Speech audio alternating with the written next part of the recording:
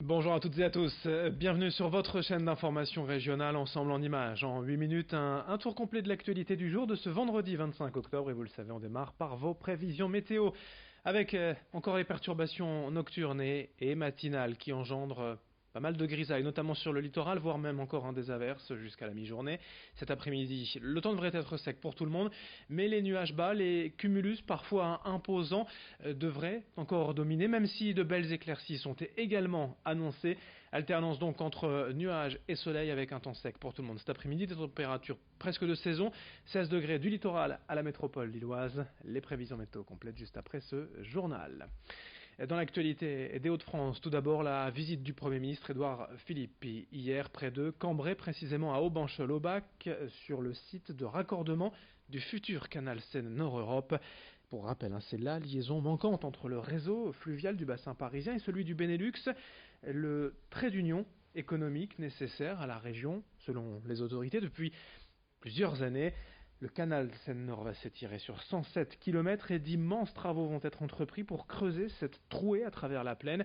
Il y aura 6 écluses, 4 plateformes multimodales. Les travaux vont durer plusieurs années. La mise en service n'est annoncée qu'en 2028. Le budget total du canal est aujourd'hui estimé à près de 5 milliards d'euros, dont 1 milliard financé par l'État. Et c'est cet engagement qu'est venu hier rappeler Édouard Philippe. On l'écoute au micro d'Edith Gunaï. Les travaux vont commencer en 2022. Ils vont d'ailleurs en vérité commencer dès 2020 parce qu'il y a un certain nombre de travaux de préparation qui seront engagés dès 2020. Nous espérons que ce projet pourra être terminé en 2028. C'est à la fois lointain dans le temps, mais on imagine bien quand on voit les 107 km de travaux qu'il va falloir réaliser, la masse de travaux publics, la masse de compétences qu'il faut mobiliser.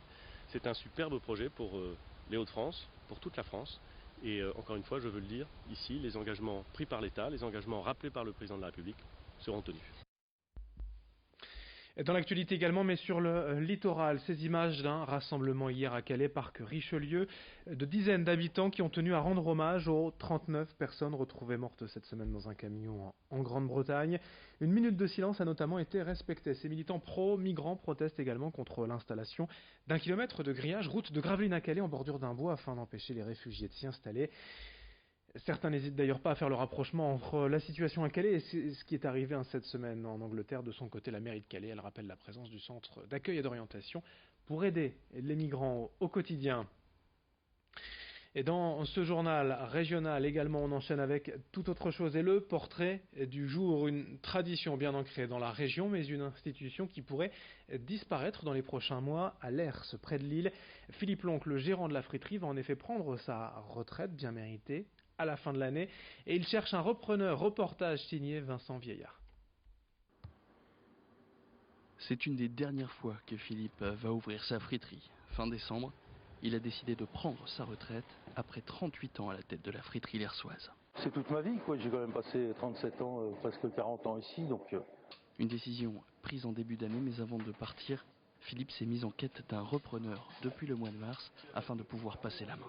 De toute façon, je resterai avec pour remettre en route, pour faire la présentation à la clientèle, pour mettre au niveau des fournisseurs, pour tout mettre en route.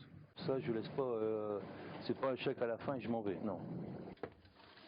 Mais pas question de revendre sa friterie à n'importe qui. Philippe y met un point d'honneur. Son successeur devra avoir comme lui le sens du travail et l'amour du fait maison. Son pain, il va le chercher tous les matins et fait son filet américain maison avant de couper les oignons et les tomates et de faire précuire ses frites. Si 2 repreneurs potentiels se sont montrés intéressés, Philippe n'a pas souhaité leur donner suite. Elle n'est pas aboutie parce que j'ai personne de sérieux qui veut s'investir. J'habite Lers et dans 6 mois, si je repasse ici sur la place, de toute façon j'y passe constamment. Je veux voir mon affaire qui soit encore comme elle l'est actuellement. Si personne ne venait à faire l'offre qu'attend Philippe, alors la friterie lersoise devrait définitivement fermer ses portes à la fin du mois de décembre. Chaque vendredi, Estelle Dargent, journaliste pour Métropolis, nous rejoint en plateau pour nous donner ses quelques conseils et idées de sortie pour le week-end. Et comme toujours, il y en a pour tout le monde. Le programme dans la région, Estelle.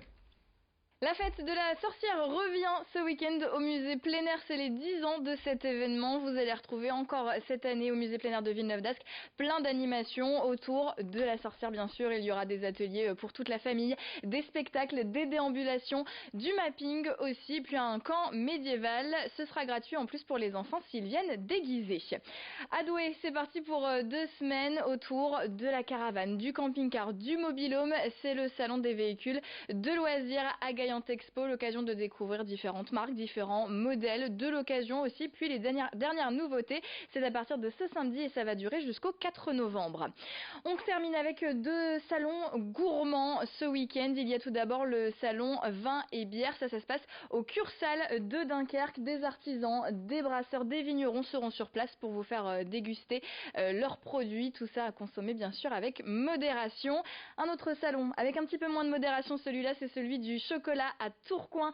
Ça se passe à la mairie pour rencontrer des artisans chocolatiers. Il y aura aussi des ateliers culinaires et en plus c'est pour la bonne cause puisque c'est organisé par le Lions Club. Alors autant se faire plaisir. Excellent week-end à tous. Merci Estelle Boé, bon week-end à vous et également, juste avant de conclure tout de même justement ce week-end aussi sur le littoral, il y a du sport, de la moto avec la 23e édition de la Ronde des Sables à Lonne-Plage. C'est la 2e manche du championnat de France de course sur sable après Berck le week-end dernier. 800 concurrents engagés dans les diverses catégories.